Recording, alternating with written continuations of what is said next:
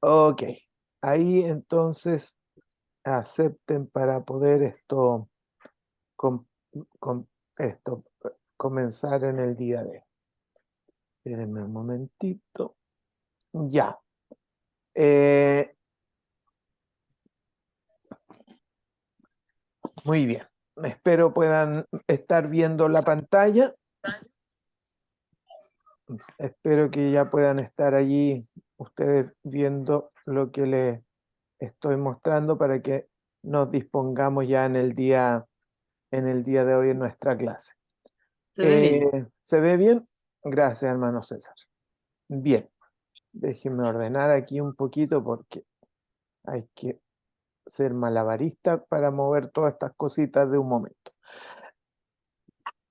Perdón. Bien, hermanos, vamos entonces a comenzar este lunes 16 de octubre a nuestra cuarta clase en esta tarde. Estamos en este tema de revisar algunos métodos de estudio bíblico, pero todavía estamos en la parte introductoria, que son elementos que diría yo que es muy importante tratar de recibirlos antes de entrar a algunos de los métodos de estudio bíblico. Ustedes en la última clase que tuvimos estuvieron haciendo un ejercicio poco usual, un poco, algunos ya me hicieron comentarios de qué les pareció esto, así que quiero escucharle un poquito. ¿Cuántos pudieron leer el libro de Santiago de las dos maneras? Primero, la primera semana lo pudieron leer de sus Biblias común y corriente, normal, con todo eso, ¿verdad? Pero ya a partir de la segunda semana ya les envié el Santiago así, sin ninguna división, sin ningún capítulo, sin ningún versículo. ¿Qué les pareció esa experiencia de leer un libro completo de la Biblia sin ninguna referencia? A ver, ¿algún comentario de cómo les fue? ¿Qué les pareció?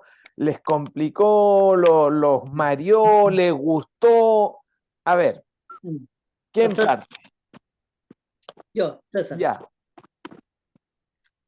La verdad que me gustó bastante porque el hecho de no tener títulos también, subtítulos, todo eso, uno no se hace la idea siempre, bueno, es un libro que ya hemos leído, pero a uno no lo predispone a lo que está leyendo. Y en realidad finalmente todo el libro tiene relación con lo mismo, o sea, si uno ve el contexto, está obviamente todo relacionado con lo que está hablando, o sea, me gustó mucho porque además el leerlo completo es como cuando uno lee un libro, pues, ok. sin, sin capítulo, por decir así. Está bien. Gracias, César. Dijiste algo que voy a tomar más ratito, que es la clave. ¿Alguien más quiere comentar cómo le fue en su lectura? Hermana Migdalia. ¿Me escucha, pastor? Fuerte y claro. Ok, saludos a todos. Me alegro verlos, les hago un gozo y que el hermano Héctor ya está sanito y está en casita. Alabado sea el Cristo. Bueno, pastor, me gustó mucho porque me reflejé que hables de nosotros. O sea, cómo nosotros debemos de, de enrumbar el camino y dónde nosotros debemos de sustentar las cosas. Yo lo leí primero por parte y de hecho lo escribí, ¿verdad?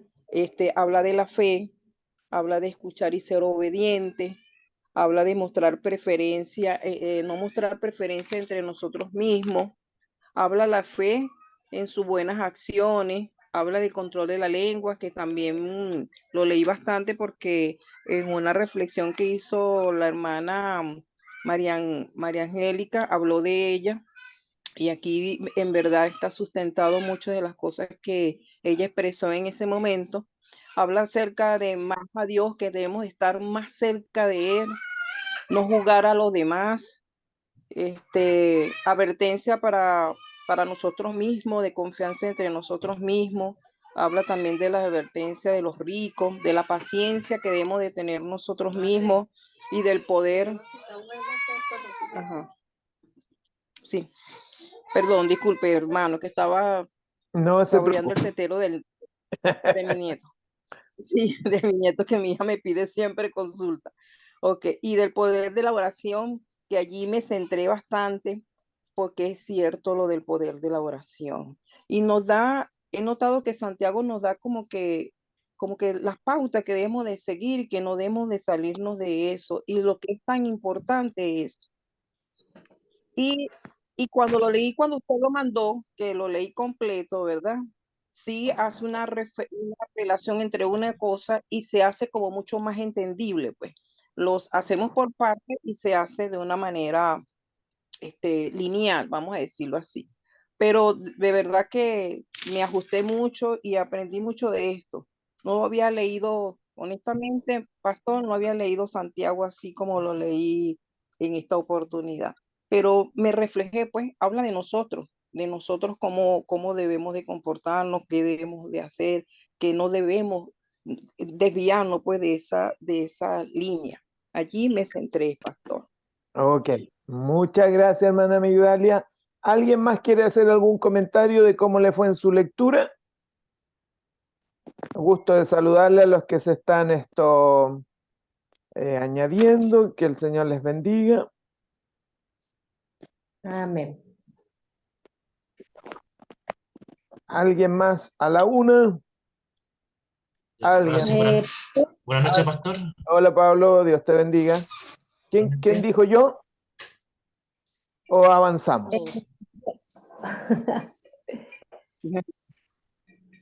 Yo, pastor, Ya, hermana Susana, gusto de saludarle. bendiciones, buenas tardes a todos los hermanos presentes. Me incorporé un poco tarde hoy día. Bueno, yo leí el libro varias veces, el texto, y me parece como ¿cómo decir? Como un libro que le dice a uno como hijo de Dios de la forma en que tiene que comportarse en esta vida. No interesa, no interesando en lo que uno esté viviendo en un momento dado, sino que siempre llevar una continuidad en la palabra, teniendo fe en que el Señor tiene todo en control y que nosotros solamente necesitamos seguirle.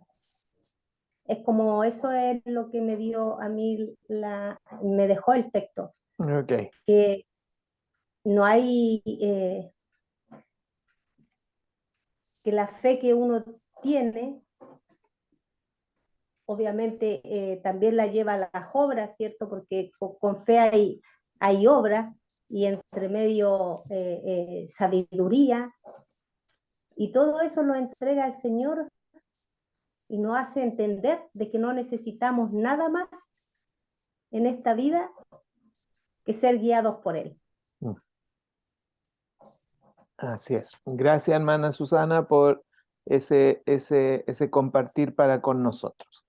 Bien, entonces recuerden que estuvimos leyendo el libro de Santiago, haciendo un ejercicio referente a nuestra última clase que tuvimos, que tiene que ver con esta idea de las reglas generales para el estudio de la Biblia. Y dentro de las reglas generales hemos distinguido 4 al menos, ¿verdad?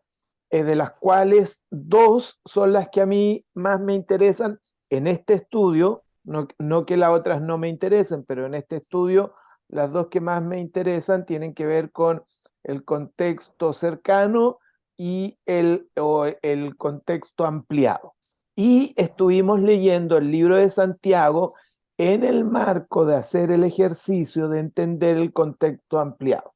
Y me llamó la atención 2 cositas. Primero, el referente a lo que dice el hermano César, En su comentario él dice, y al final se trata todo de una sola cosa, justamente, y eso es elemental entender cuando estamos haciendo un estudio de algo de la Biblia.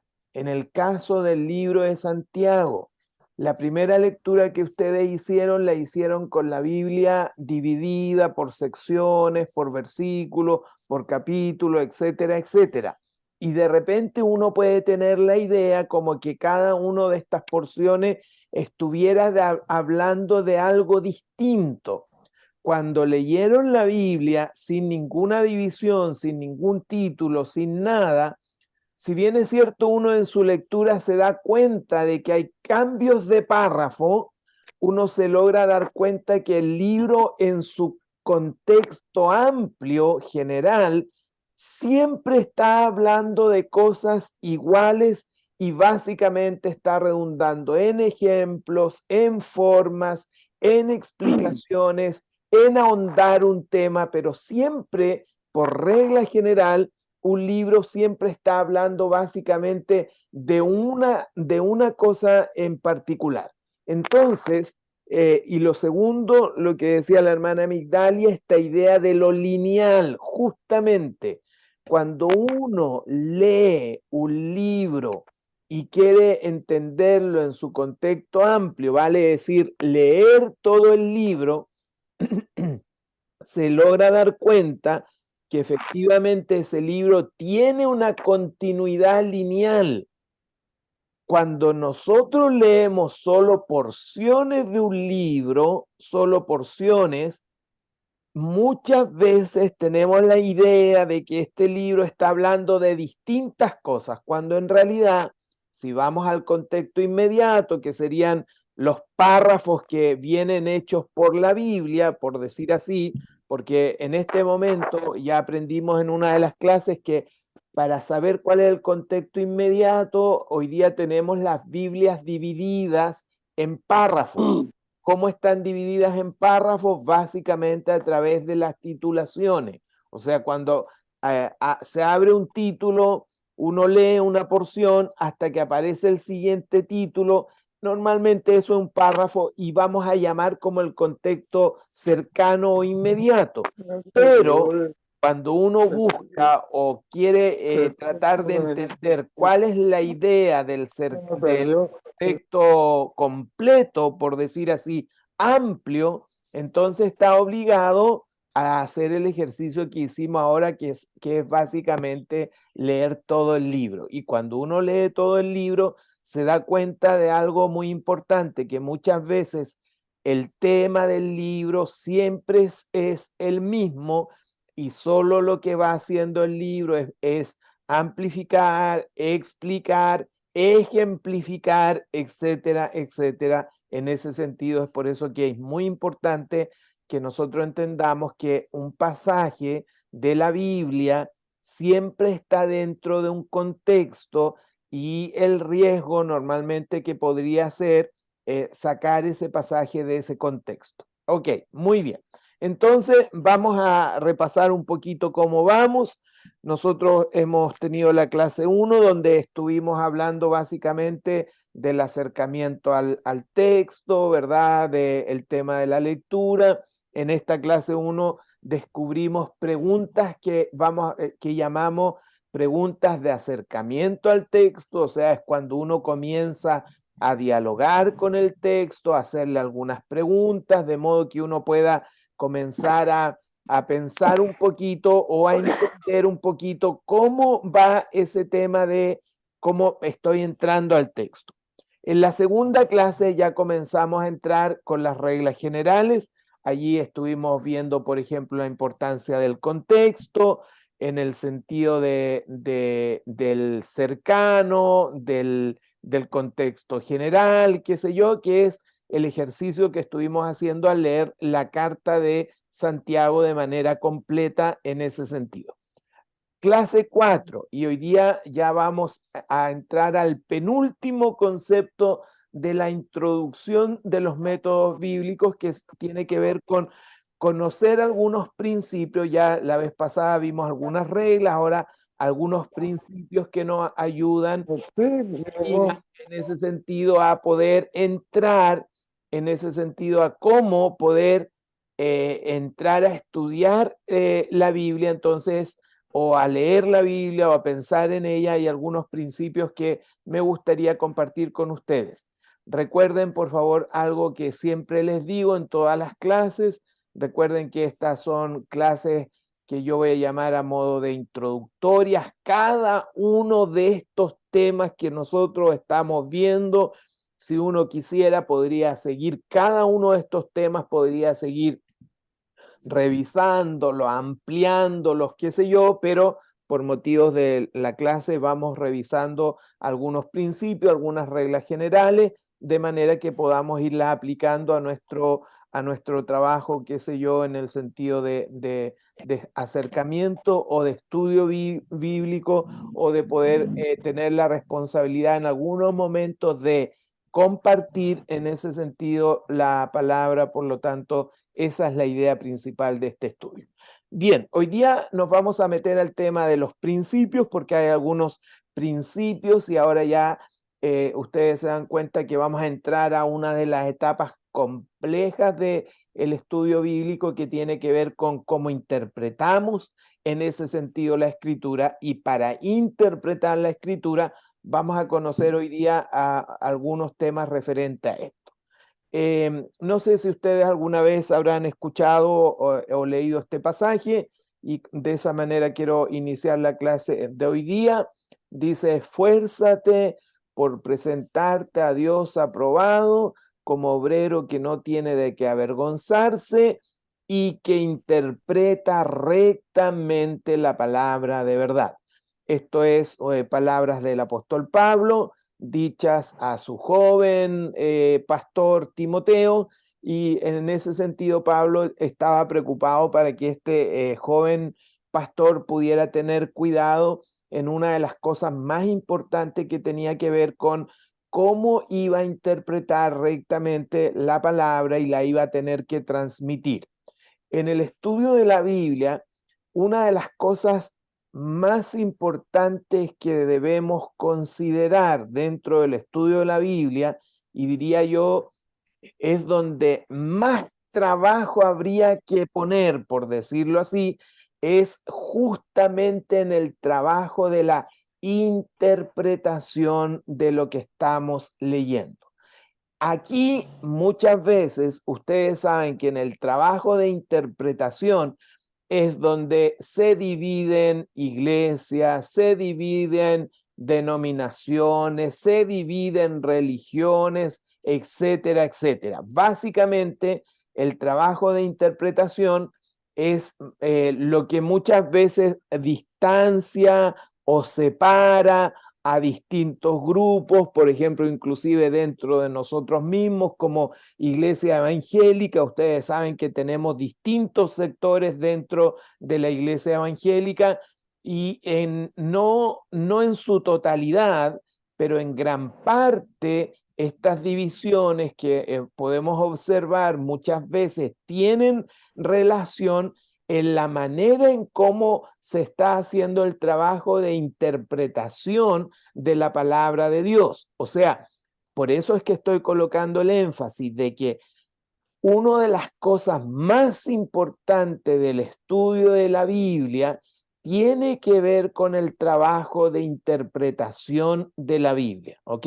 Eso lo dejo allí como, diría yo, como tema principal sobre esto, porque sobre lo que nosotros interpretamos muchas veces vamos a enseñar, vamos a compartir, vamos a vivir, etcétera, etcétera. Entonces, esto básicamente de interpretar la Biblia, en ese sentido, hay que tratar de entenderla correctamente, y esto significa que cada uno de nosotros está de alguna manera diciendo o pensando en ese sentido qué es lo que la Biblia está diciendo. Por favor, miren, cada vez que usted lee la Biblia,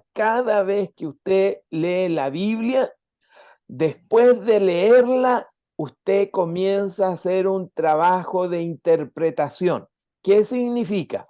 Usted trata de decir, yo creo que lo que estoy leyendo significa, ese básicamente, en palabras muy simples, es lo que se llama la interpretación de la Biblia. Y esto es muy importante porque ya sea que alguien tenga alguna instrucción o ya sea que alguien no tenga ninguna instrucción en lo que estamos en este tiempo estudiando, toda persona que quiere entender la Biblia hace un trabajo de interpretación, ¿ok?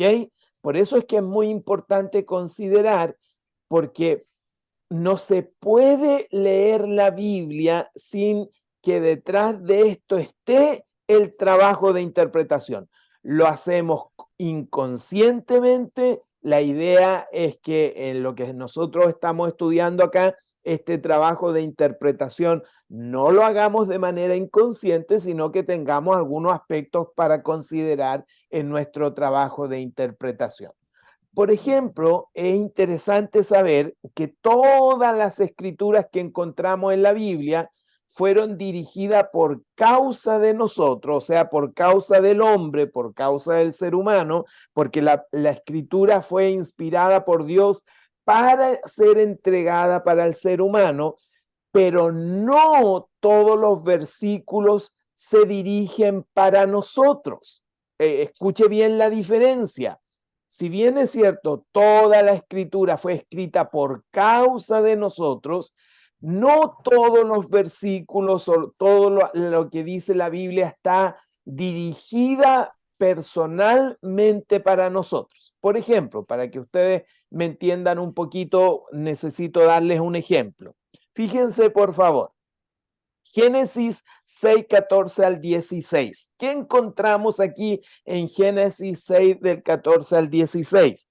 Vale, básicamente lo que encontramos aquí, Dios hablándole a Noé y dándole una orden. Básicamente, ¿cuál sería la orden que Dios le dio a Noé? ¿Cuál sería la orden que Dios le dio a Noé?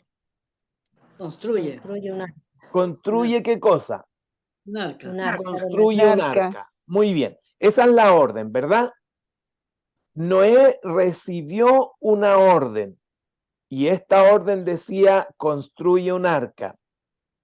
La pregunta que uno tiene que hacerse aquí es la siguiente.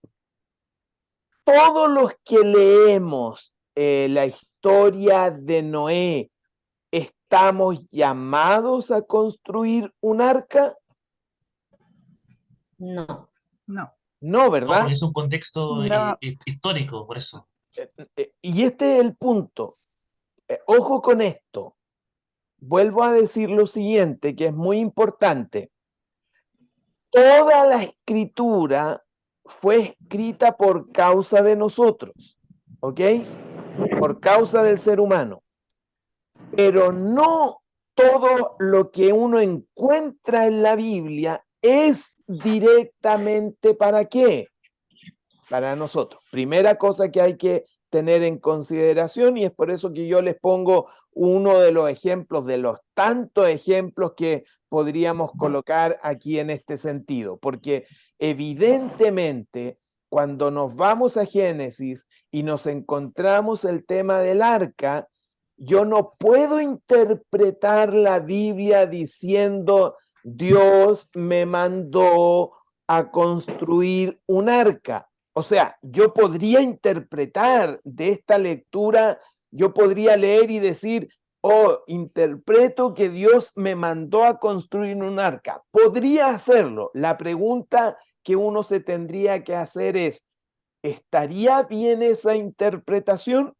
Evidentemente no, porque esa palabra en particular, esa palabra fue escrita para alguien en particular, por lo tanto, aquí es donde entramos un poco en la situación práctica. Si bien es cierto, yo sé que Dios no me manda a mí a construir un arca, Pero la pregunta de fondo que uno tiene que hacerse es, ¿por qué esto quedó escrito o para qué quedó escrito? Entonces, en el trabajo de interpretación, yo tengo que evidentemente tener cuidado en la interpretación, porque muchas veces en la Biblia tengo que ser capaz de separar lo que está diciendo la Biblia literalmente versus lo que de alguna manera ese pasaje o ese párrafo o esa historia o ese suceso realmente está queriendo decir. Miren por favor lo siguiente. Básicamente, pensando por ejemplo en el concepto de la Biblia, básicamente uno puede decir que la Biblia fue dirigida, si uno piensa al concepto de los escritos, básicamente a estos tres grupos de personas. Primero, a aquellos que eran judíos, obviamente diríamos que prácticamente casi gran parte del Antiguo Testamento, algunas partes del Nuevo Testamento también fueron escritas a judíos. Básicamente el Nuevo Testamento hay un gran grupo de porciones dirigidas solo a gentiles, vale decir a personas que no eran judías, y también ya en el Antiguo Testamento encontramos que la escritura también fue entregada, por decir así, al grupo ya denominado como iglesia, que son verdaderamente ya no necesariamente ni judíos ni gentiles, porque en la iglesia perfectamente podían estar o convivir estos dos grupos, pero hay que hacer esta distinción, ¿ya? Para encontrar el significado entonces correcto de la Biblia, debemos aprender a interpretarla, y esto es muy importante. Hay que hacer algún trabajo, tener alguna directriz de cómo interpretarla, y es un poquito lo que vamos a tratar de ver, algunos principios de interpretación en el día de hoy. Básicamente, ¿qué quiere decir interpretar? Interpretar básicamente quiere decir dar el significado apropiado a algo. Debemos aprender a llegar al significado apropiado que la escritura está tratando de compartirnos, y esto es muy importante en ese sentido. O sea, cuando yo estoy diciendo, cuando se está planteando que debemos aprender a interpretar la Biblia, hay que hacer el trabajo principalmente de cómo llegamos al significado de por qué está escrito lo que está escrito. Recuerden que hoy día nosotros básicamente nos regimos o vemos lo que tenemos escrito, y esa interpretación de lo escrito es a la cual tenemos que tener esta idea de buscar o de tratar de entender de la mejor manera cómo se hace eso. O podríamos decir acá lo que hablábamos recién sobre el apóstol Pablo, cuando le decía a Timoteo, procura interpretar bien la palabra de verdad, o haz un buen uso de la palabra de verdad. Cuando hablamos de esto, entonces, vamos a hablar de la primera regla, y de esta regla me voy a tomar en esta tarde como para mencionar algunos elementos importantes. La regla de la interpretación literal. Este concepto de la regla de interpretación literal básicamente significa creer que lo que está escrito en la Biblia es verdad. Eso es básicamente que está verdad. Siempre interpretar la Biblia literalmente, y esto es muy importante decirlo, debemos considerar que hay aspectos que debemos interpretar literalmente de la Biblia, pero hay que tener cuidado. Por ejemplo, entendemos que cuando la Biblia dice que Israel cruzó el río Jordán sobre la tierra seca, vale decir que Dios separó las aguas y el pueblo de Israel cruzó en seco ese río. La Biblia está diciendo que el pueblo de Israel cruzó realmente en tierra seca. Entonces hay elementos de la literalidad de la escritura que debemos considerarla. Esto es el principio, diría yo, primario o fundamental. Siempre yo debo enfrentarme a la palabra de Dios como algo, como hechos verdaderos, como hechos que acontecieron, como hechos de no solamente de conocer el cómo funcionaba el pueblo de Israel, cómo funcionaban los imperios de ese tiempo, sino sobre todas las cosas, considerar lo siguiente, que Dios, el Dios que se estaba revelando al hombre y que quedó registrado en las Escrituras, efectivamente tiene poder para hacer las cosas que allí aparecen.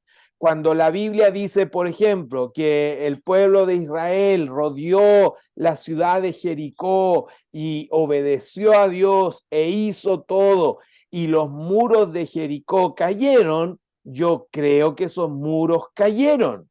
O sea, el primer principio que debemos considerar cuando entramos a la escritura es este concepto de la interpretación literal, fundamentado principalmente en que lo que Dios puede hacer y lo que la Biblia dice que Dios hizo es verdad. Pero aquí tenemos que tener cuidado sobre esto. ¿Por qué? Porque la Biblia no solamente debe ser vista desde la literalidad, sino que también no debemos ignorar que la Biblia también tiene símbolos. Y un símbolo, básicamente, debemos considerarlo en ese sentido porque se pone para dar un significado en adición a su significado común. Y eso es muy importante y lo vamos a ver más ratito, no se preocupe. Entonces, ¿qué es lo que estamos diciendo?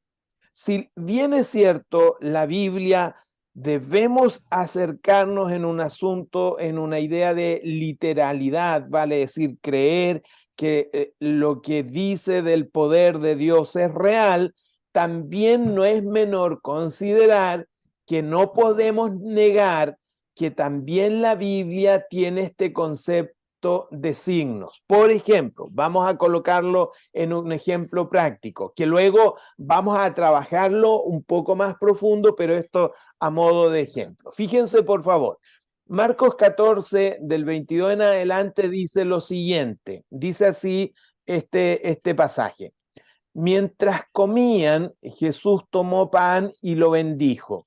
Luego lo partió y se lo dio a ellos diciéndoles, tomen, esto es mi cuerpo. Después tomó una copa, dio gracias, se la pasó a ellos y todos bebieron de ella.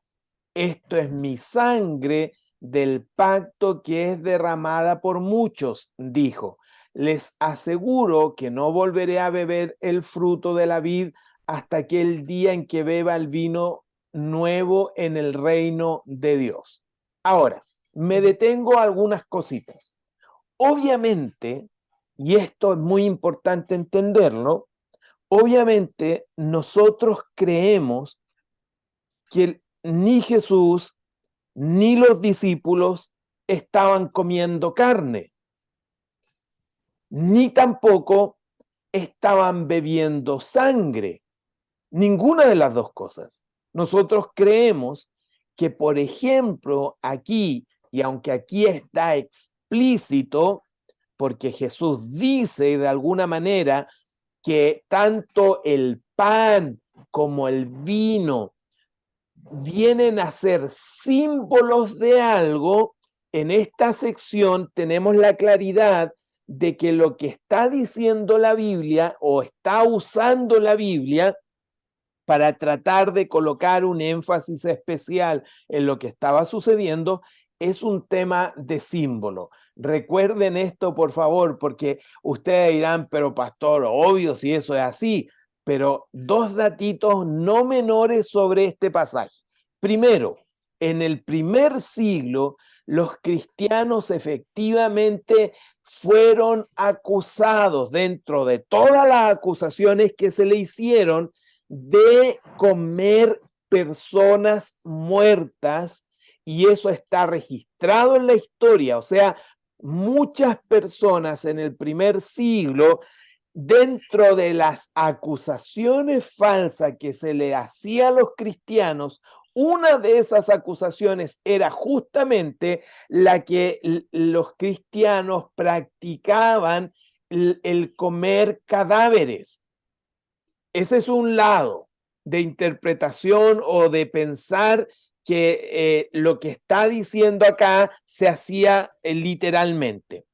El otro tema que viene en el concepto de la interpretación, y esto es muy importante, porque uno diría, pero pastor, obvio que acá se están usando símbolos, el pan representa el cuerpo de Cristo, el vino representa la sangre de Cristo.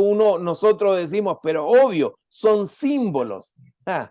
Pero fíjense que curiosamente un tipo de cristianismo, que no quiero mencionarlo aquí en este momento, un tipo de cristianismo dentro de su doctrina, vale decir, de su proceso de interpretación de la Biblia, considera que no son símbolos, sino que se produce algo que ellos llaman una transformación de estos elementos, y que efectivamente en el momento en que se come el pan o lo que se representa el pan o el vino, estos elementos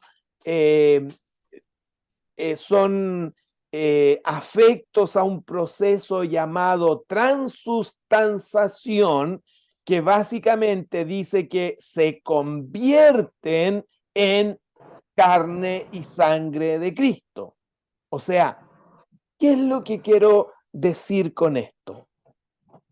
El tema de los símbolos de la Biblia, de la forma que se expresa en la Biblia el tema de los símbolos, no es tan inocuo, porque afecta la visión de la manera en que alguien puede interpretar qué cosa la Biblia.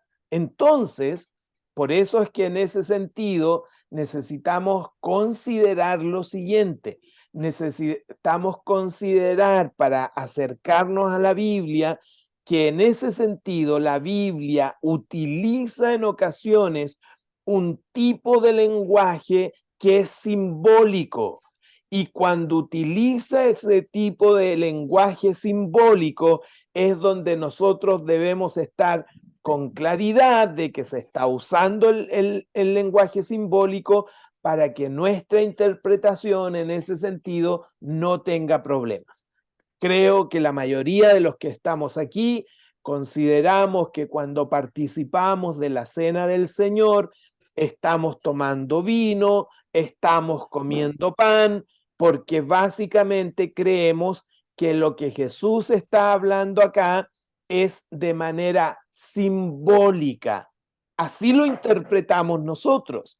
La interpretación que hacemos nosotros de este pasaje tiene que ver con que lo que nosotros hacemos en la Santa Cena es básicamente tomar estos elementos, y son elementos que no se transforman, que no se cambian, que sigue siendo vino, que sigue siendo un pedazo de pan, pero que lo estamos haciendo de manera de conmemorar, versus esta otra tradición, podríamos decir, que el mismo pasaje lo ha interpretado como un proceso muchísimo más complejo, y llega a afirmar en su interpretación que estos elementos, cuando son servidos, pasan por un proceso milagroso y que son finalmente transformados en su sustancia.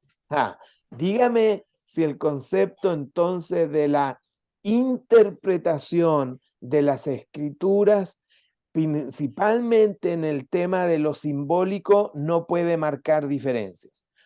Una vez o casi siempre me hacen la pregunta, pastor, ¿por qué dentro de las iglesias evangélicas hay algunos que se denominan, por ejemplo, movimientos pentecostales, otros movimientos reformados, otros movimientos congregacionalistas, etcétera, etcétera. ¿Sabe cuál es en simple la explicación de eso?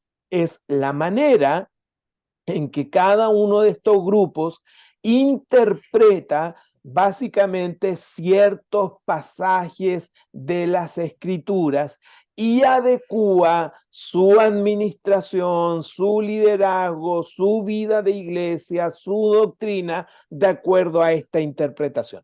Por lo tanto, déjenme decirle que el trabajo de interpretación de la Biblia es y ha sido tan importante que ha logrado finalmente producir separaciones de grupos, nacimientos de grupos, básicamente en esencia por el tema de la interpretación. ¿Cómo estamos interpretando finalmente las Escrituras? Y uno de los elementos importantes a considerar dentro de la interpretación de las Escrituras es reconocer que dentro de la literalidad de la Biblia, vale decir, creer que la Biblia dice y está hablando de conceptos literales, eso es verdad, pero también hay que reconocer que dentro de la Biblia encontramos mucho escrito y lenguaje que cae en el ámbito de lo simbólico, y cuando ya cae en el ámbito de lo simbólico, entonces hay que tratar de revisar eso y ver cómo nosotros vamos a proceder en el concepto de la interpretación. Entonces, eso nos lleva al segundo concepto, que es el concepto de entender que la Biblia tiene lenguaje figurado. Y esto es lo que vamos a revisar hoy día en la clase. Primero, debo decir lo siguiente: cuando estudiamos la Biblia, estamos buscando o tratamos de encontrar el propósito original y su significado literal. O sea, ¿qué es lo que significaba este escrito, por lo menos para quienes lo recibieron en ese tiempo?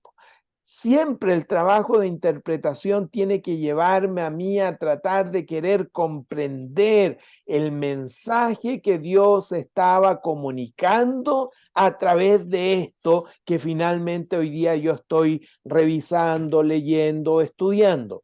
Pero es importante entender que, como cualquier otra literatura, los escritos de la Biblia a menudo emplearon tipos de lenguaje para comunicar cierta verdad.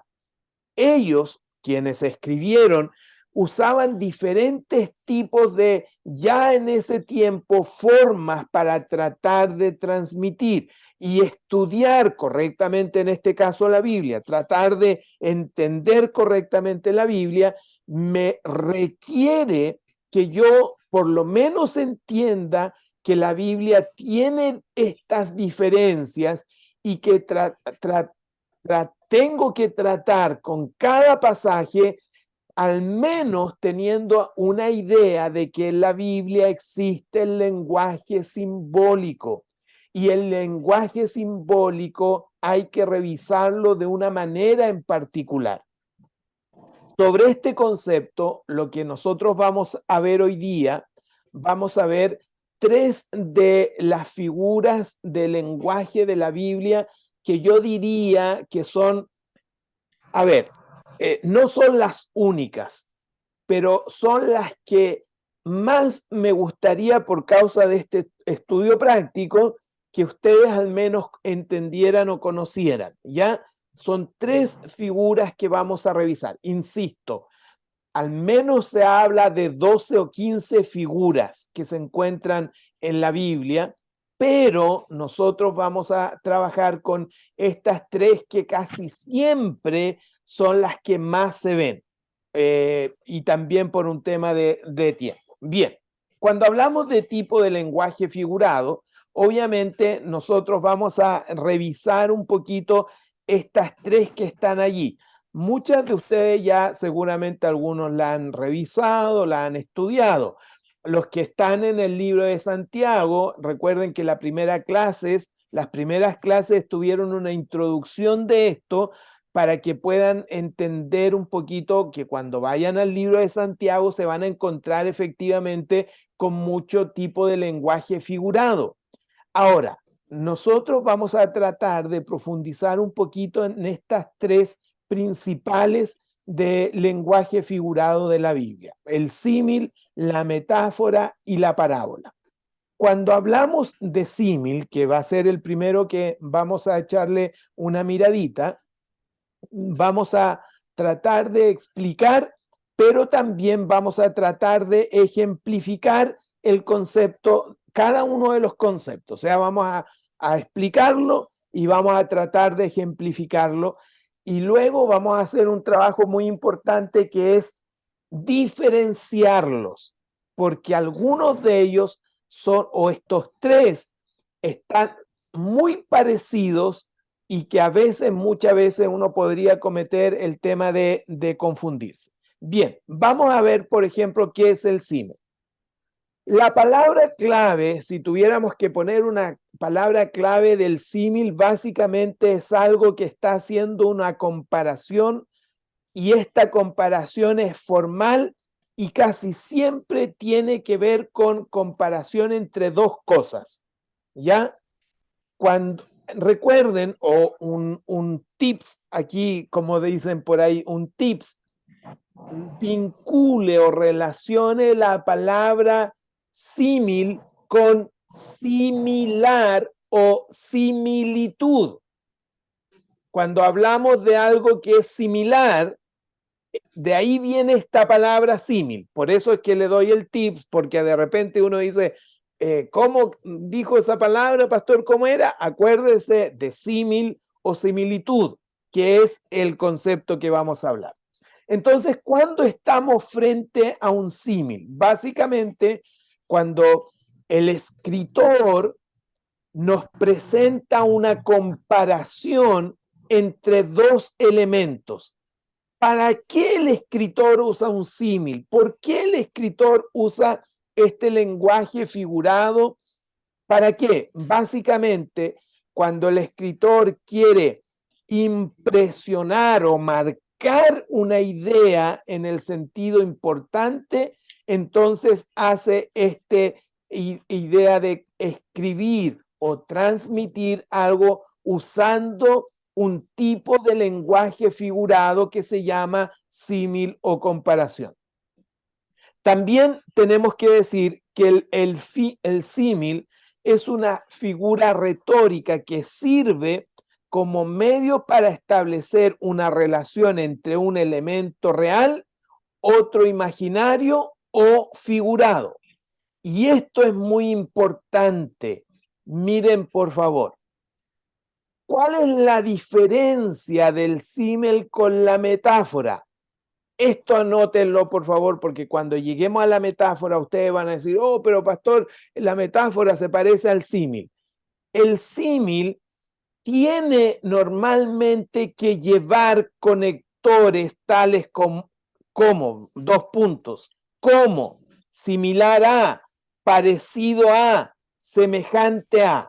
O sea, el símil, para que sea símil, requiere que tenga conectores entre el punto A con el que va a comparar con el punto B. ¿Ok?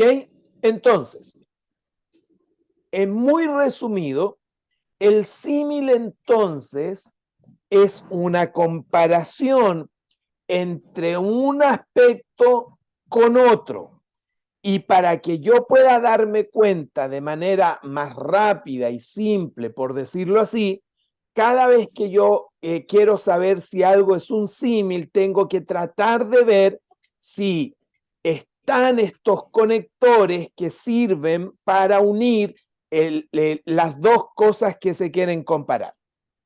Miren, por favor, les pido que vean su pantalla y traten de encontrar o de diferenciar o de aplicar o de encontrar el primer tipo de lenguaje figurado que se llama símil. Muy bien, símil. encuéntrenlo, por favor.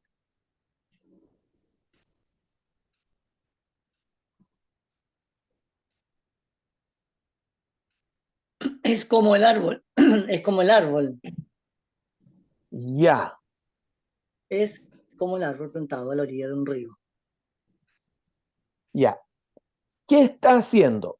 Yo entiendo que ustedes conocen el Salmo 1, ¿verdad? El Salmo 1 parte, bienaventurado el hombre que no anduvo en consejo. O sea, está comparando a un hombre que en este caso hizo todo lo que está planteando en los versículos 1 y 2, está comparándolo y dice, este hombre lo voy a comparar, el escritor dice, este hombre lo voy a comparar con un árbol que está plantado y que básicamente nunca le falta qué cosa, porque ¿cuál es la característica acá del árbol que nunca le falta qué? El agua. El agua, Fruto, agua. el agua.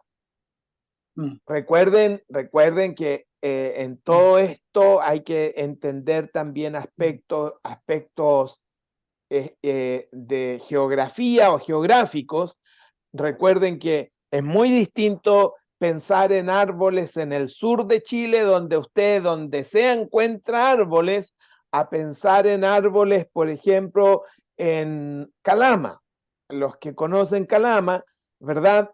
Ahí usted no se encuentra un árbol en cualquier lado en Calama. Básicamente donde hay árboles es porque pasa lo que antes era el gran río Loa, que ahora es un esterito chiquitito, ¿verdad? O porque el tema municipal está poniéndole agua. Entonces, ¿qué está diciendo el salmista? El salmista está usando un tipo de lenguaje figurado, donde está diciendo, el hombre es bienaventurado porque no anduvo en consejos de malos ni en silla de escarnecedores, se ha sentado, ¿verdad? Sino que en la ley de Jehová medita de día y noche. Es como árbol plantado. O sea, este hombre que está describiendo en el versículo 1 y 2, este hombre se está comparando a un árbol que está plantado a orillas de ¿qué? Del agua, a orillas de agua. Entonces, lo que está haciendo el escritor acá es tratando, y esto es muy importante, porque uno se podría preguntar, bueno, ¿y para qué hacer la comparación? ¿Para qué? Porque la comparación me ayuda a entender la primera verdad. ¿Cuál es la primera verdad? Del hombre bienaventurado que medita en la ley, ¿verdad? Y el escritor hace algo muy interesante. Para poner énfasis en eso, lo compara con un árbol que nunca le falta el agua por causa de que está a la orilla del río. Y un árbol que está a la orilla del río nunca le va a faltar agua. Por lo tanto, si ese árbol tiene agua, va a tener siempre ¿qué cosa? Fruto. Entonces, ¿cuál es la idea del símil? ¿Cuál es la idea del lenguaje figurado? Tomar una verdad, tomar alguna situación y elevarla en el sentido de decir, voy a decirlo de esta manera, el escritor dice, ¿cómo puedo poner énfasis en lo tremendo que es un hombre que medita en la ley de Jehová día y noche? ¿Cómo puedo poner un énfasis? Entonces el escritor dice, lo voy a comparar con algo. ¿Con qué lo compara? Con lo que me imagino para ese tiempo tuvo que haber sido una tremenda bendición, que es tener un árbol, tenerlo en lugar donde había agua porque ese árbol era permanente o era sabido que iba a tener siempre, ¿qué cosa? Fruto. Y al tener fruto, finalmente a mí me ayudaba. Miren, por favor, viene una más. Atención. Esta es muy bonita.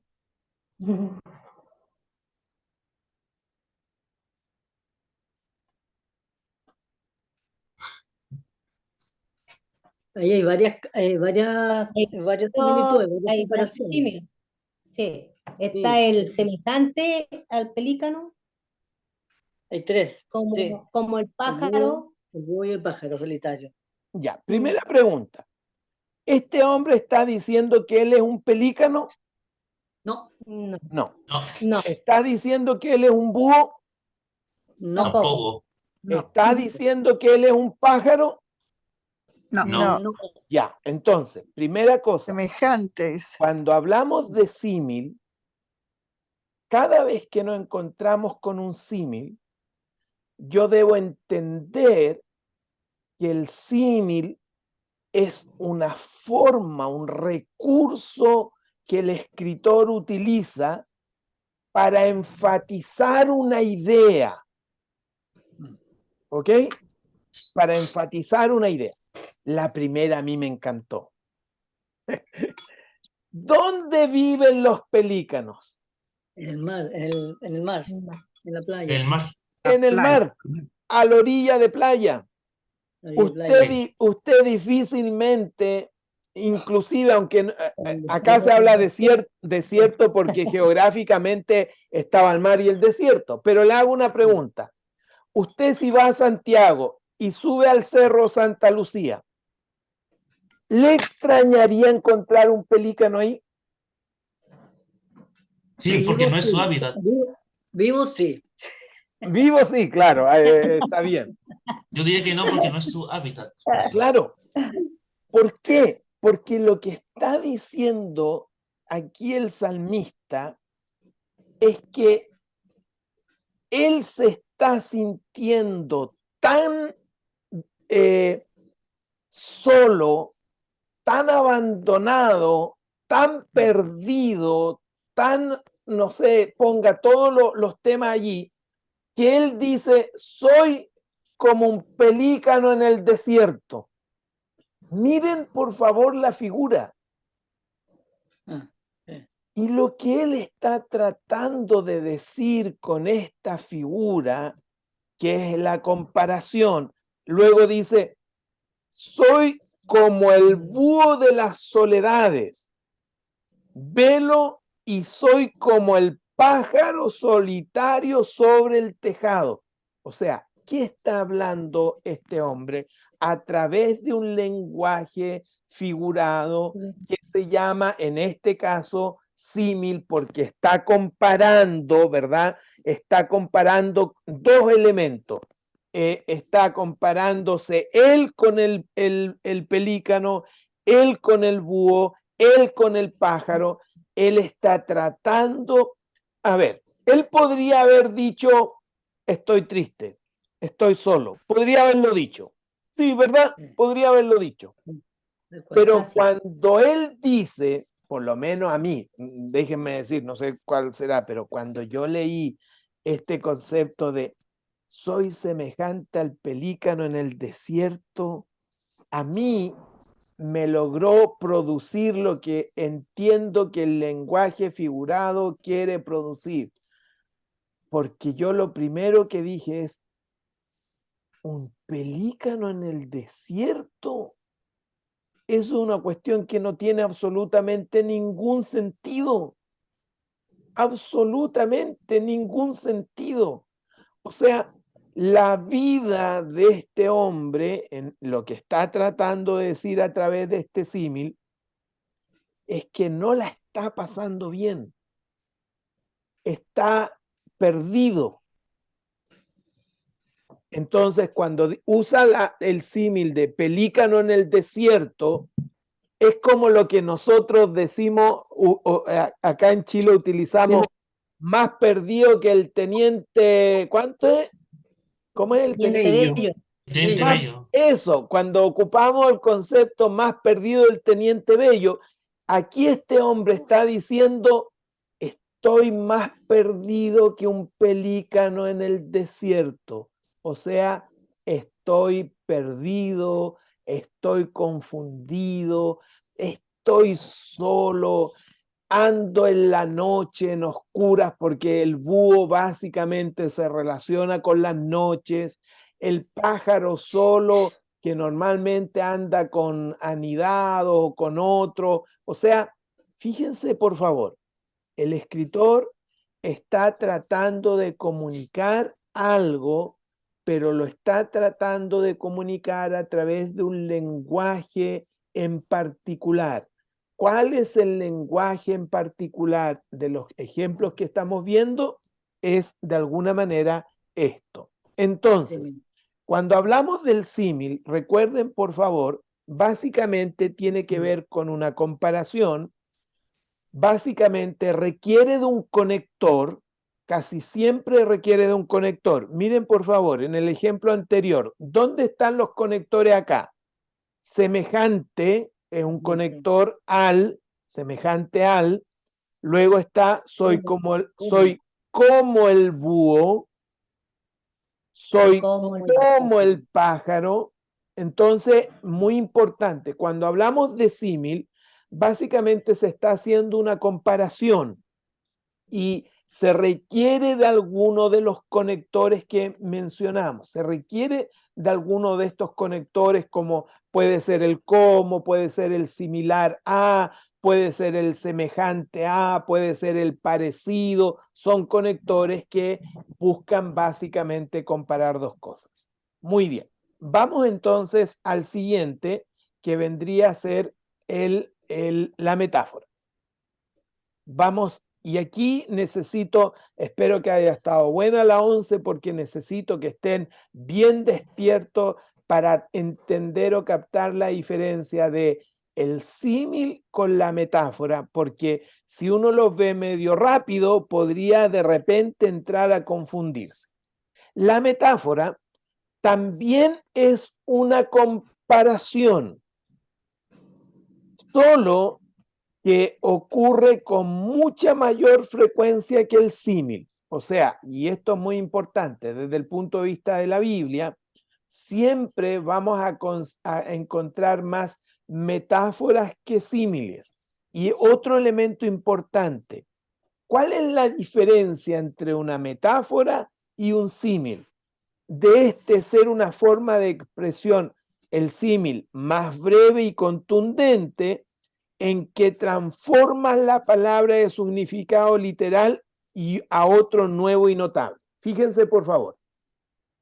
En el símil, el escritor solo está haciendo una comparación.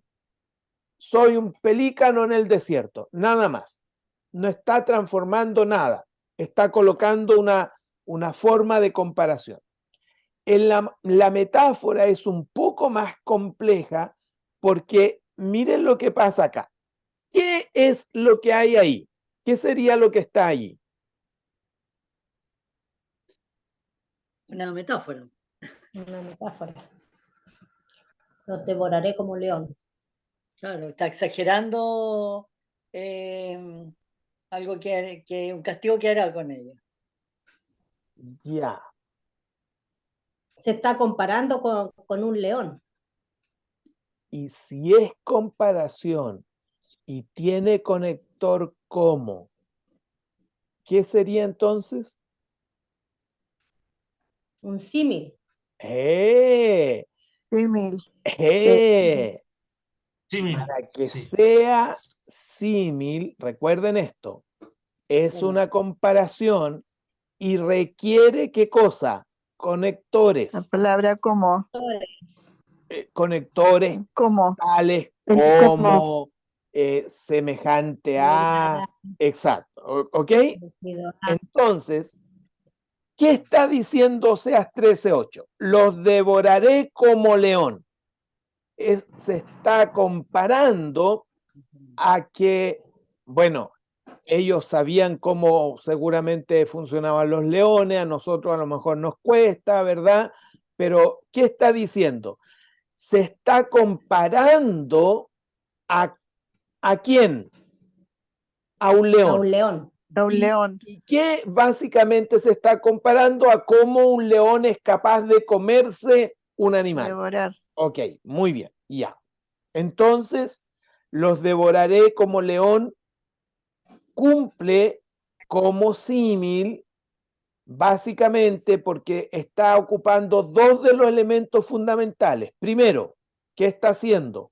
Comparando. Segundo, ¿qué tiene? Tiene conector. Conector. Conector. Muy bien. Ponga atención a lo siguiente.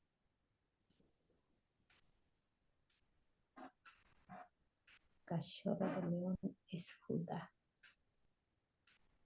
Ahora, Una metáfora. pareciera que también uno en primera instancia podría decir, aquí otra vez tenemos un símil. Pero ¿por qué Pero no tiene decimos que este ya no es símil, sino metáfora? No tiene Porque no conector. tiene conector. Si bien es cierto, está comparando, pero carece de conector. ¿Qué significa eso? Y aquí cambia el significado. Está asignándole, en este caso a Judá, le está asignando una característica distinta. Ahora, fíjense, ¿quién está recibiendo la característica? Judá está siendo comparado como un cachorro de león. O sea, Judá ahora es el cachorro ¿de qué? El león. Del El león. león. El león. Y a diferencia que cuando hacemos el símil, lo único que estoy diciendo es comparar algo de una característica. En el caso de Oseas, ¿qué características se está comparando del león? La capacidad de devorar. ¿Ok? Pero acá está comparando, le está asignando a Judá una característica. Lo vuelvo a explicar, por favor, miren. Acá está utilizando el león para tomar una característica del león. ¿Me sigue? Acá Sí.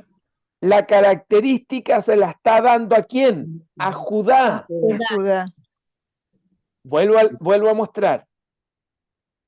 Acá la comparación es a una característica del león. Acá, además de que no hay conector, a Judá se le está cambiando algo. ¿Y qué se le está cambiando? En este sentido, la idea de ser como cachorro de león. Miren el siguiente ejercicio, por favor. Este también me llamó mucho la atención. Jeremías 2:13 dice, porque dos males ha hecho mi pueblo. ¿Ok? Me dejaron a mí, fuente de agua viva, y cavaron para sí cisternas rotas que no retienen agua. Ya, lo primero, yo leo esto y me doy cuenta que estoy en un pasaje que está usando lenguaje figurado. Primera cosa, ¿ok? ¿Por qué está usando lenguaje figurado? Porque está haciendo comparaciones. ¿Qué tipo de comparaciones? Y lo voy a poner o lo voy a explicar de la siguiente manera. Es un reclamo de parte de Dios hacia el pueblo de Israel. ¿Ok? ¿Dónde está el lenguaje figurado? El lenguaje figurado está en me dejaron a mí fuente de agua viva. La pregunta, ¿Dios es una fuente? No. No. No, no es una fuente. Entonces, automáticamente yo me doy cuenta que estoy frente a ¿qué? Frente al Metáfora. lenguaje figurado, porque Dios no es una fuente. Entonces, Dios el escritor dice, a Dios lo comienzo a comparar con algunas cosas. Cuando empiezo a hacer el trabajo de comparación, automáticamente yo digo, pero si aquí hay comparación, ¿podría haber lenguaje figurado? ¿Qué más veo yo acá? Se le asigna que Dios es una fuente. Entonces yo, como estoy interpretando, porque este es el tema, yo podría hacer dos cosas. Hermanos, a través de la Biblia he interpretado que Dios es una fuente. ¿Ok?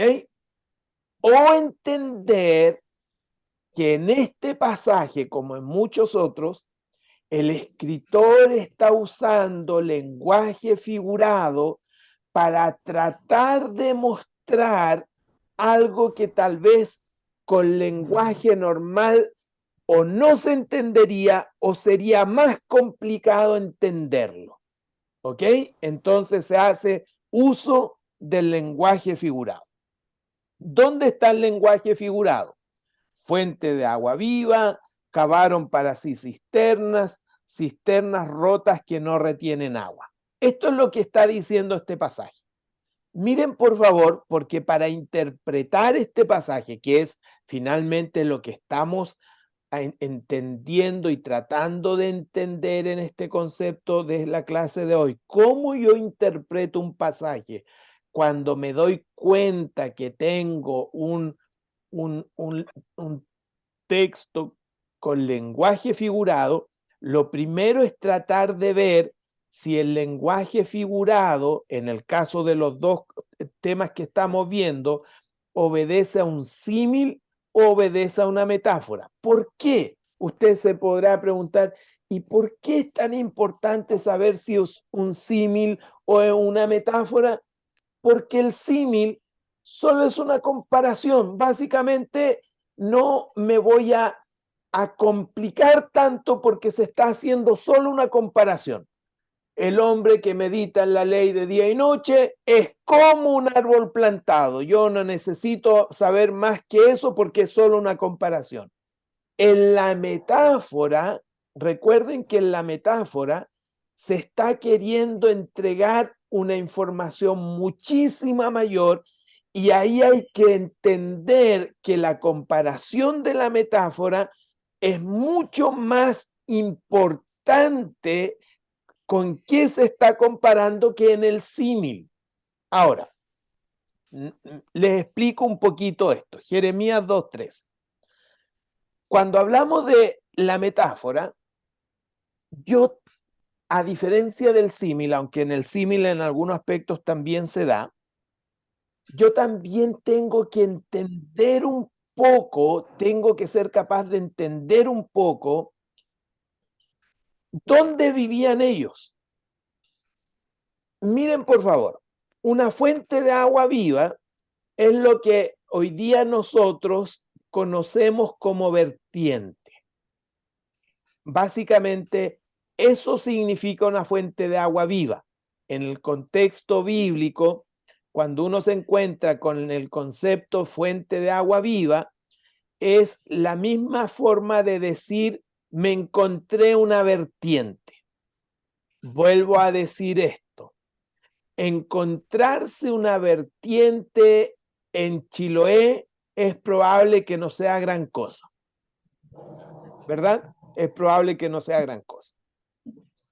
Pero encontrarse una vertiente como en Pica, en Iquique, en medio del desierto, encontrarse una vertiente tiene un significado muchísimo mayor. Ahora, ¿qué es el pozo o cisterna que aparece aquí? Básicamente, el pozo o cisterna tiene que ver con un pozo cavado en la tierra que uno podría pillar un poco de agua, pero ese pozo se secaba, qué sé yo, o un contenedor que era la cisterna donde uno acumulaba agua. ¿Ok? Esos dos conceptos importantes. Yo tengo que entender cuando me encuentro en una metáfora, yo tengo que entender los elementos que se están colocando en una metáfora. para que yo pueda comprender realmente qué es lo que el escritor está tratando de decir. Entonces, los tres elementos que aparecen aquí, primero, fuente de agua viva, yo ya logro saber, logro entender que una fuente de agua viva es lo que nosotros acá en este lado del mundo, en Chile, y no sé cuántos lo conocen, pero es una vertiente, vale decir, agua que está siempre saliendo de la tierra. No sé si las conocen, pero esto es muy común, en el sur es muy común y en muchos lugares existen las vertientes. Es agua que fluye, que brota de la tierra, que es muy difícil que se seque, puede estar años y años y años brotando agua. Eso es la fuente de agua viva. Ellos le llamaban fuente de agua viva porque efectivamente era agua que siempre estaba allí viva, ¿ok? ¿Y qué es lo que está diciendo el escritor bíblico? Miren, por favor, volvamos al pasaje otra vez para poder entender cómo está haciendo uso de la metáfora. Es un reclamo de Dios. Dios está diciendo, porque dos males ha hecho mi pueblo. O sea, Dios está diciendo, mi pueblo ha cometido dos cosas malas. ¿Qué dos cosas malas dice esta metáfora que hicieron? ¿Qué dos cosas malas hicieron? Primero que dejaran a Dios de lado. Dejaron Ya. a él. La Dejaron a primera él. Exacto. es que lo dejaron a él. No abandonaron a Dios. ¿Cuál es la metáfora? Sí, pero cuando él dice, la primera me dejaron a mí, ¿cuál es la metáfora? Fuente de agua viva. Fuente de agua viva. Yo que soy, ¿qué cosa? Vertiente. Vertiente. Lo voy a poner como vertiente para que me entiendan, ¿ya? Me dejaron a mí que soy una vertiente, ¿ok? Me dejaron a mí que soy una vertiente. Y dejaron la vertiente y me cambiaron, yo soy vertiente, me cambiaron y decidieron quedarse con pozos y con cisternas. O sea, el pozo hay que cavarlo, en la vertiente uno va a donde en el momento que quiera, cuando quiera, va, saca agüita en la vertiente porque es vertiente. En el pozo hay que cavar y yo no me quiero ni imaginar cuánto habrá que cavar en el contexto geográfico que aquí se está hablando. Vuelvo a decir lo mismo. No es lo mismo cavar un pozo en Chiloé que cavar un pozo al lado de Antofagasta. No es lo mismo. ¿Qué está diciendo el escritor con esta metáfora? Está diciendo que el pueblo de Israel cambió una vertiente de agua viva por pozos en los cuales ellos tenían que trabajar y trabajar y trabajar para conseguir un poquito de agua y cavar y cavar y cavar para conseguir un poquito de agua. Cambiaron una vertiente por un tacho de 200 litros donde ahí acumulan agua, esa agua está día ahí, se pudre, se llena de mosca. O sea, ¿qué es lo que el escritor está tratando de decir? Este pueblo de Israel está loco. Cambiaron una vertiente, desecharon una vertiente que en el momento en el que quisieran podían tener agua, en el momento que fueran la iban a encontrar fresquita, siempre iba a estar corriendo, nunca detenida. O sea, todo eso que era Dios, lo cambiaron por un pozo que se tuvieron que matar cavando para encontrar un poquito de agua y les duró nada porque ese pozo se secaba y seguramente tenían que volver a cavar o a hacer otro pozo o en el peor de los casos cambiaron una vertiente por un tarro de 200 litros dijeron, vamos a llenar este tarro y con eso vamos a beber. Miren, por favor, ¿qué es lo que quiero decir con esto? El escritor está tratando a través del lenguaje figurado, está tratando de hablar de la locura que había hecho el pueblo de Israel. Recuerden que estamos hablando en lugares donde el agua era literalmente la vida. No estamos hablando de abundancia de agua, de ríos, de glaciares, de lluvias. No, estamos hablando donde el agua era uno de los elementos más importantes. ¿Y sabe qué lujito se dio al pueblo de Israel según esta metáfora? ¿Sabe qué lujito se dio? Dejó una vertiente y la cambió por estar cavando sus propios pozos. Dejó una vertiente por tener un tarro de 200 litros o lo que sea.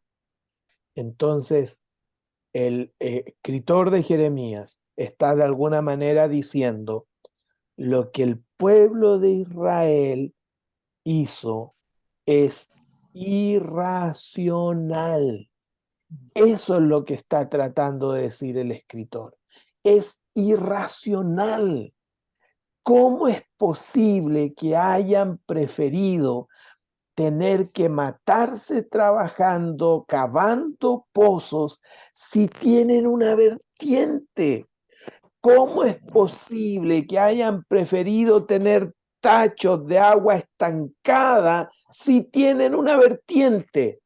El pueblo de Israel lo que está haciendo es irracional. ¿Cómo uno logra darse cuenta de este énfasis del escritor?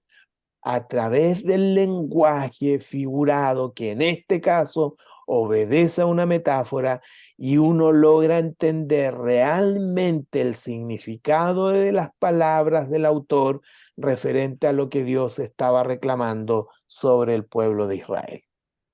Entonces, cuando hablamos de la metáfora, también muchas veces estamos hablando de comparación.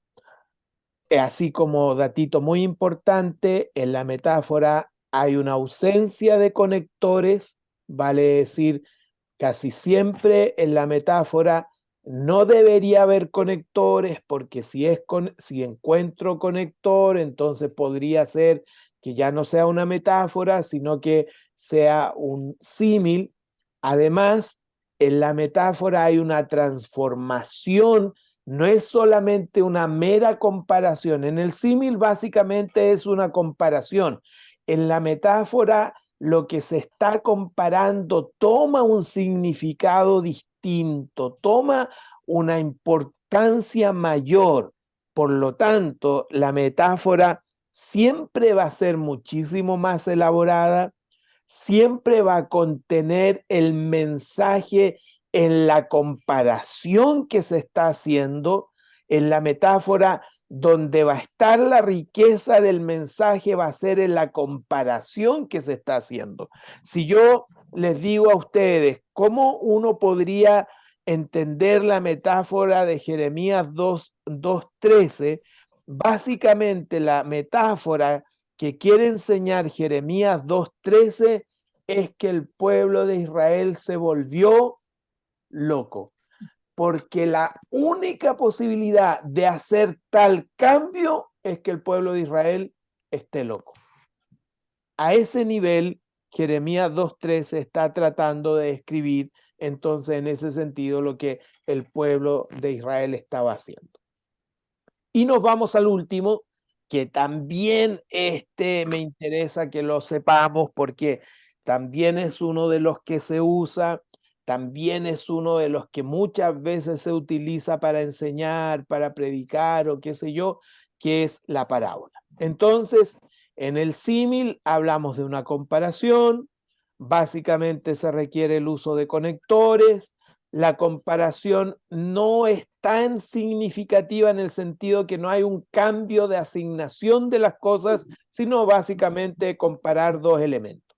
En la metáfora, básicamente yo voy a no encontrar los conectores del símil, y normalmente en la metáfora lo que se está comparando le va a asignar una importancia tal al otro elemento que a veces podría llegar a cambiar la lectura del pasaje en ese sentido, para que yo pueda entender realmente lo que se está tratando de decir a través de la metáfora. La metáfora me está tratando de decir algo muchísimo más amplificado que en el símil. En el símil básicamente estamos teniendo el uso de una comparación en ese sentido. ¿Ok? Vamos a la parábola, que es la última que quiero revisar con ustedes. La parábola, ya primero, lo primero es una narración, aunque puede ser breve, puede ser más extensa, pero es una narración. ¿Qué significa?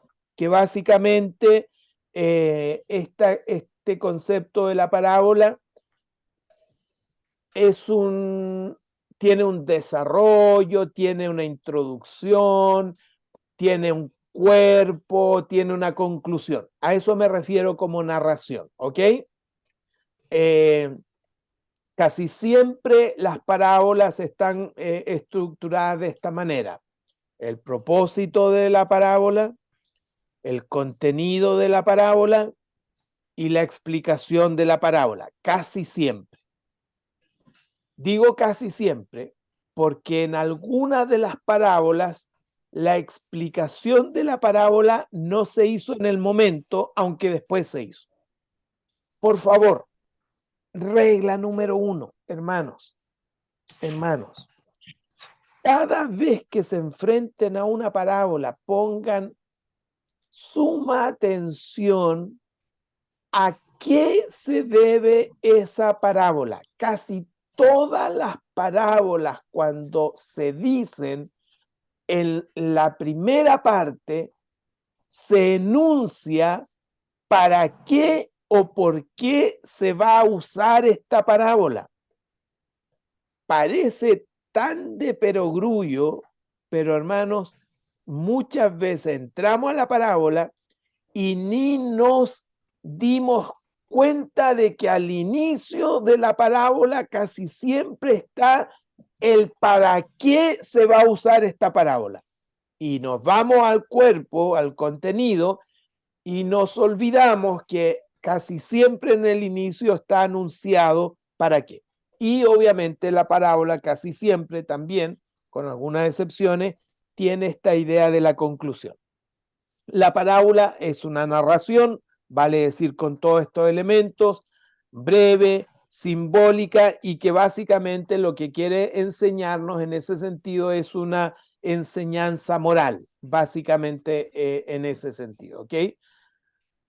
Fíjense, por favor, al igual que el símil, una parábola compara dos cosas, poniendo la palabra como igual o semejante entre los dos. En la parábola también yo puedo encontrar conectores, pero ¿cómo yo ya sé que estoy en una parábola y no en un símil? ¿Cómo? Básicamente por el concepto narrativo. ¿Y qué dijimos? ¿Qué es el concepto narrativo? El concepto narrativo básicamente es que obedece a una estructura, la introducción o el porqué, el cuerpo que es el desarrollo y la conclusión que tiene que ver con la explicación de la parábola. A eso me refiero con concepto narrativo. Por ejemplo, el concepto de el símil usa conector, pero es básicamente una frase. No hay un desarrollo en ese sentido. ¿Ok? La parábola es un tema cerrado que está dentro de un tema cerrado que tiene estos elementos. ¿Ok? Y también por la extensión también yo me doy cuenta, porque una parábola obviamente siempre va a ser un poco más extensa que un símil y una metáfora en ese sentido. Esas diferencias diría yo que son importantes que ustedes las puedan considerar. Por ejemplo, un símil es corto y compara dos cosas básicas sobre un punto. Una parábola obviamente va a ser más larga que un símil. Por lo general se cuenta como una historia corta y que puede comparar dos cosas de varias maneras, como veíamos al principio, en el sentido de, siempre en el sentido de la comparación. Podemos ver que en la mayoría de las parábolas que Jesús enseñó está presente la conjunción semejante para enlazar el punto de comparación. O sea, fíjense, ojo con esto, semejante también se encuentra en el símil, pero ¿cómo yo descarto un símil de una parábola? La descarto, ¿por qué? Porque la parábola es una historia, una narración. Un símil puede ser solamente una frase. Entonces, ojo con eso. Algunos ejemplos. Miren, por favor. Lo vemos en la parábola del trigo y la cizaña. Dice así esta parábola: el reino de los cielos es semejante. Alguien podría estar leyendo y decir, semejante, un símil. Pero como viene una historia, ya me doy cuenta que no es símil, sino que ya está comparando en el ámbito de una historia, de una narración. Por lo tanto, automáticamente yo estoy frente a ¿qué? Frente a una parábola. Ojo con eso, por favor. Otro ejemplo, en la parábola de la semilla de mostaza. Nuevamente, el reino de los cielos es semejante. ¿Ok? Ya. Preguntas. Y aquí necesito ver si comieron, estuvo buena la 11 o no. En la parábola, en la parábola del trigo y la cizaña. Ahí ustedes la están viendo en su pantallita. En la parábola del trigo y la cizaña, ¿qué es lo que se va a comparar? Básicamente, ¿qué es lo que se va a comparar? El reino de los cielos. Muy bien. Por favor, esto es fundamental de las parábolas, hermanos. Cada parábola normalmente enuncia qué elemento quiere describir a través de la comparación. Cuando hablamos de la parábola del trigo y la cizaña, básicamente esta parábola, ¿cuál es el tema de esta parábola?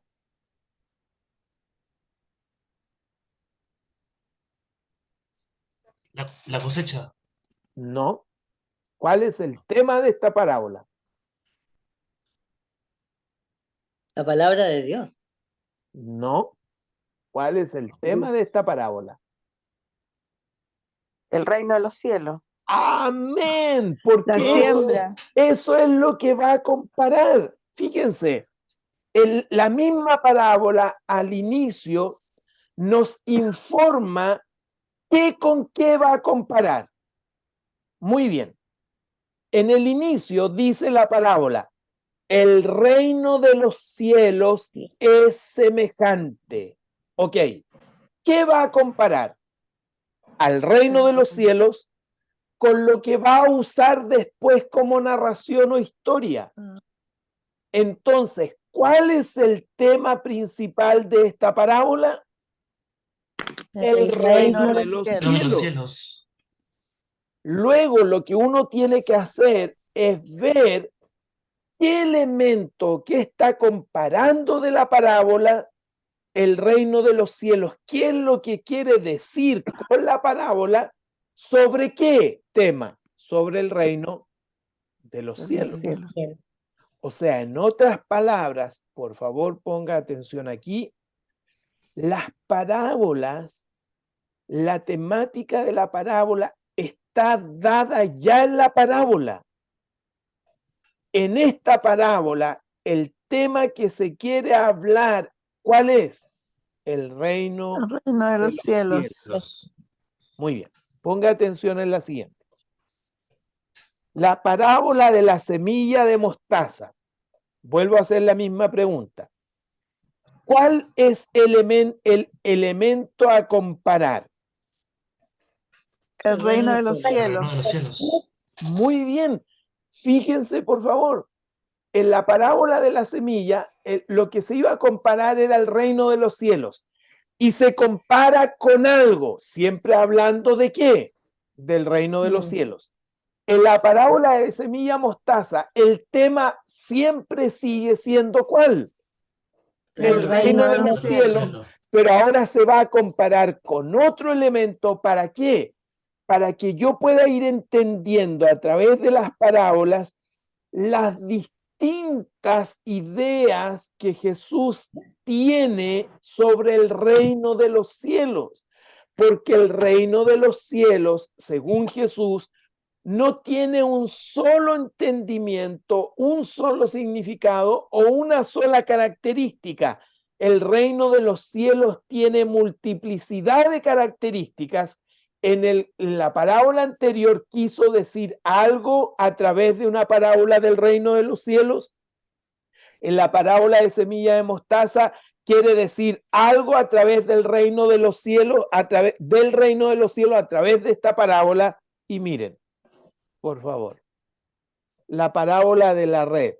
Asimismo, el reino de los cielos es semejante. ¿Cuál es el tema de esta parábola?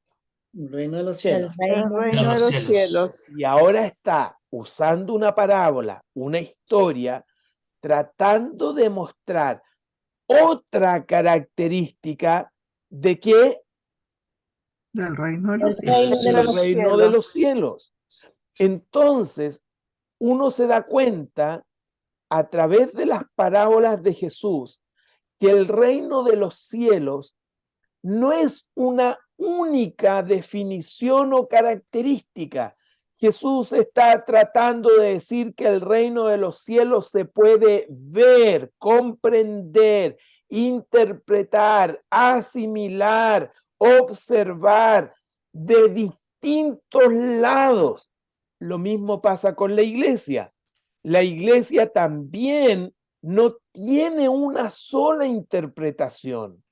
La iglesia también es vista como familia, como rebaño, como novia, como edificio, como cuerpo. O sea, ojo con esto. Esto es un paréntesis, un paréntesis. Esto no es de la clase, un paréntesis. En la Biblia casi nada es blanco o negro. Cierro el paréntesis. Bien, vamos a ver entonces lo siguiente. Cuando hablamos de parábola, y con esto ya vamos finalizando, por tanto, para entender las parábolas, es importante identificar los personajes, qué puntos de comparación y cuál es la lección principal y las secundarias que se desea compartir. Cuando hablamos de la metáfora, por ejemplo, cuando hablábamos de la metáfora de Jeremías, nosotros decíamos Jeremías está diciendo dos cosas tengo contra el pueblo de Israel. Dios diciendo eso a través del profeta, diciendo dos cosas tengo. La primera es que me abandonaron a mí, una vertiente, y decidieron cavar sus propios pozos y tener cisternas. Ok, entonces yo en la metáfora logro entender qué elementos se están utilizando para tratar de decir qué es lo que se está queriendo decir en este caso. En la parábola, yo ya tengo el elemento de arranque. Siempre en la parábola tengo el elemento de arranque. ¿Cuál es el elemento de arranque? En el caso de las tres que vimos acá, ¿cuál es el elemento de arranque? El reino El de reino los de cielos. los De cielos. los cielos. En la parábola ya va a estar dado qué elemento se va a comparar en la narración. Y en este caso, si ustedes se dieron cuenta, en los tres que estuvimos hablando de que la parábola, básicamente estas tres parábolas, están hablando de un mismo tema, pero en distintas formas. ¿Cuál es el mismo tema? El El reino. reino de El los reino de los cielos. cielos. En la parábola yo no tengo que inventar la comparación. En la parábola la comparación ya fue asignada, por lo menos en el caso de lo que Jesús planteaba. Miren, por favor. Así, por ejemplo, la parábola del sembrador nos enseña a cómo entrar en el reino de Dios. La del trigo y la cizaña nos enseña acerca del juicio del reino de Dios. Entonces, como yo entiendo que la parábola está hablando del reino de Dios, yo tengo que ver que los elementos que están siendo utilizados en la parábola me están hablando de algo del reino de Dios. Y yo voy entendiendo las figuras que se van utilizando en la parábola y yo tengo que vincularlo, relacionarlo con lo que se está comparando, que es qué cosa, el reino de Dios. Hay que identificar los personajes de la parábola, ver la comparación que se hace y determinar con la ayuda, obviamente siempre, como siempre hemos dicho desde el principio, en el sentido de cómo en ese sentido el Señor nos va ayudando a interpretar correctamente. ¿Qué es lo que quiero decir en este momento? Un trabajo de acercamiento, de interpretación de la Biblia, no puede desconocer que la Biblia tiene lenguaje figurado. Al menos a mí me interesaría, en esta clase, al menos a mí me interesaría que podamos distinguir los tres elementos del lenguaje figurado, que no digo que sean lo más importante, pero por lo menos a mí en la práctica son los que más me han ayudado, porque en la práctica ayudan. Miren, por ejemplo, estoy pensando, pensando, Hechos capítulo 2. Recordarán que Hechos capítulo 2 está narrando, por ejemplo, la venida o la llegada del Espíritu Santo. Y es interesante porque en los primeros versículos está planteado cómo fue la forma en que llegó el Espíritu Santo. Es interesante porque dice que y descendió del cielo como lenguas de fuego. ¿Se recuerdan, verdad? Descendió del fuego como lenguas de fuego. Ya. A ver, ¿cómo eso? Descendió del fuego como lenguas de fuego. El cielo. El ¿Qué? cielo. Sí, perdón, del cielo. Lenguas de Gracias. fuego. ¿Qué? Ya me estoy dando cuenta de esa frase. ¿Qué ya me estoy dando cuenta? ¿Qué un símil? Sí, pero ¿qué? ¿Por qué? Un lenguaje, La yo estoy usando el lenguaje la comparación. figurado. Ya, primero, porque se está haciendo una comparación de dos cosas, ¿verdad? Sí. Segundo, ¿qué más encuentro? Además de una comparación, ¿qué más encuentro? El cómo. Conector. En este caso, conector como. Entonces, ya sé que estoy frente a un pasaje que está utilizando, ¿qué cosa? Figura literaria. Figurado. Figurado. ¿Qué significa que está usando lenguaje figurado?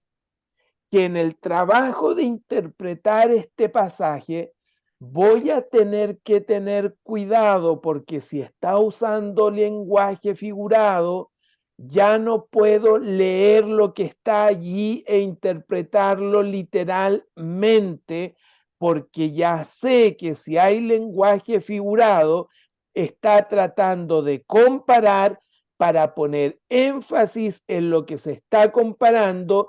Y cuando dice cómo, a ver, un ejemplo. Hermano, hoy día tuve que correr como chino para alcanzar a llegar a la clase. Ya, le hago una pregunta. ¿Significa que me convertí en chino? No. ¿Significa que soy chino? No. No. No. Bueno, Oye, ya sí, no sé quién dijo sí, pero sí. los que están, los que Uno están Bueno, con de las Beni, pues, cámaras, bueno, Beni. los que están con la cámara apagada échalo se de la clase, aprovechan pastor. de la nobleza, ¿ah? Porque no los alcanzo a ver a todos acá.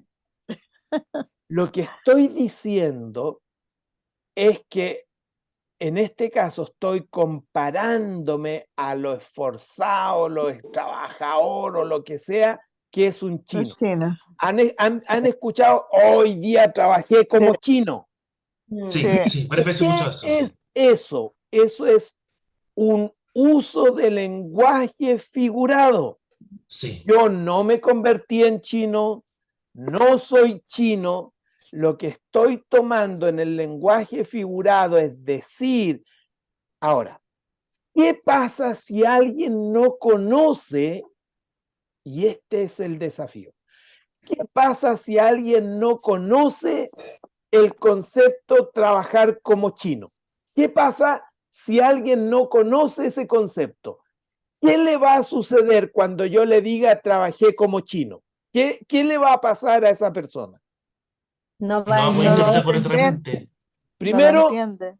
no me va a entender. Ajá. Mm, Segundo, me puede malinterpretar malinterpretar. pensando que yo soy chino y se pueda ir diciendo, no tenía ni idea que el pastor era chino. ¿Será de algún familiar o algo? No sabía que era chino. Es muy importante que la comparación que se hace sea conocida por el otro. Sí. Si la comparación que yo voy a utilizar, lo voy a poner como un ejemplo un tanto complejo, qué sé yo, por ejemplo, las personas que trabajan en programación, ya en computación, programación. Y hay distintos lenguajes para programar, ¿ok? Se llaman lenguajes porque así se denominan, son formas para trabajar y programar, ¿ya? Entonces, si yo le digo, oye, esto, no sé, tu letra parece programación, alguien que programe me va a entender. Alguien que no sepa nada absolutamente de programación, ¿qué le va a pasar? Que lo que yo No vamos a entender. no lo va a entender. ¿Qué quiero decir con esto? Para ir cerrando. Ya sea en el símil, ya sea en la metáfora o ya sea en la parábola, tengo que tener mucho cuidado para ver cuáles son las figuras que se están comparando. Si yo desconozco las figuras con las cuales se está comparando algo, yo puedo cometer el error de malinterpretar lo que se me está diciendo, básicamente porque no conozco la figura que se está comparando. Entonces, cuando vamos a los escritos que yo me doy cuenta que tienen lenguaje figurado, y eso lo vamos a ver en la próxima clase cuando entremos a los géneros literarios, que va a ser el último clase antes de que entremos a revisar al menos 3 métodos. Cuando ya entremos al tema literario, nos vamos a dar cuenta que hay libros completos escritos en lenguaje figurado. ¿Me escuchó bien? Sí. Libros completos escritos en lenguaje figurado. Bien. Tarea para la casa. Allá. Pero está fácil la tarea. Siempre en el libro de Santiago, porque yo le ayudo al hermano José Raúl para los que están allá en la clase, ayudándonos un poquito. Siempre en el libro de Santiago, quiero que nuevamente vayamos al libro de Santiago, lo podamos ir viendo, y quiero que usted pueda identificar 2 de cada uno de los tipos de lenguaje figurado estudiando en la clase de hoy. Nota, con excepción de las parábolas, porque en Santiago no encontramos parábolas. Las parábolas las vamos a dejar aparte. Me da la impresión que las parábolas son mucho más fáciles de identificar. Aquí me voy a aprovechar un poco del trabajo que ya está hecho en las Biblias, porque cada vez que usted en la Biblia se encuentra con una parábola, se va a encontrar que el título de ese párrafo dice parábola de. Así que no hay que ser muy, ¿cómo se podría decir esto?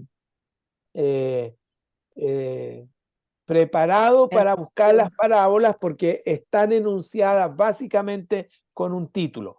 Lo que sí hay que tener cuidado en comprender cómo hay que trabajar con la parábola, que es un poco lo que vimos hoy día.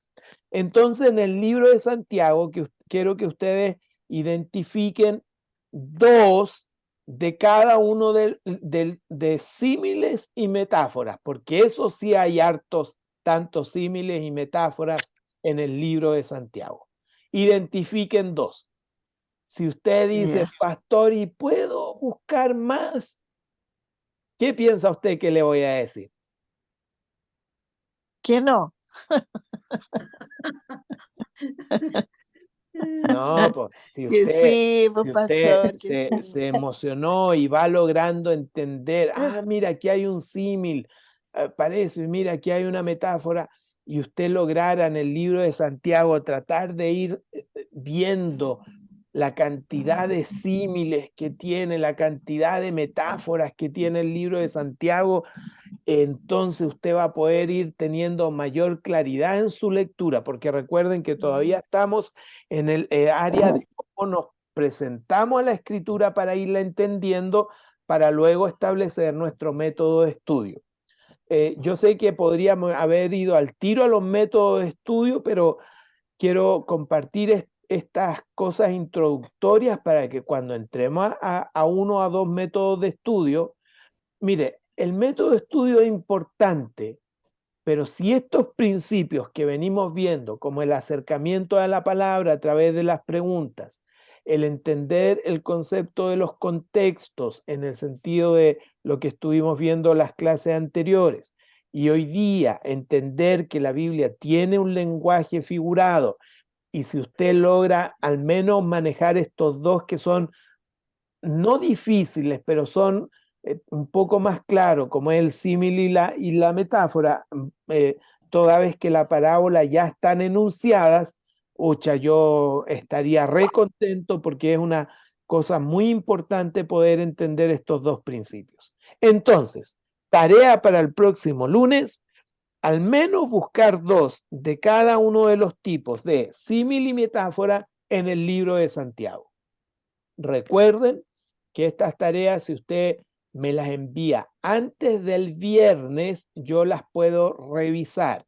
Si me las envía el sábado y domingo, no me puedo comprometer, porque ustedes saben que esos días normalmente uno ya está con más cosas de la semana. Si usted me la envía del lunes a viernes, yo se las puedo revisar, ¿ok? Consultas, preguntas, reclamos sobre la clase de hoy. Sé que son temas de repente un tanto complicados, pero espero lograr llegar al objetivo, que es tratar de entender al menos hoy día esto. Si a mí me interesa lo siguiente en esta clase. Hermanos, la Biblia tiene lenguaje figurado. Y el lenguaje figurado hay que revisarlo como cuando come pescado. ¿Ok? Y aquí hay 2 elementos que le puede ayudar a tratar de abordar el lenguaje figurado. Okay. Preguntas, consultas, acotaciones, reclamos, se la entregan todas al hermano César, los reclamos. Nada, pastor, agradecerle porque estuvo muy buena la clase. Hermana Migdalia, veo su Ah, manito. Ujú. Pero está una hermana conversando ahorita. Sí, pero que estaba hablando. parece que no le importa. estaba molestando a César, parece, ¿no? No, ¿No? no, pastor, le estaba agradeciendo porque estuvo muy buena la clase y que yo creo que a todos nos quedó claro.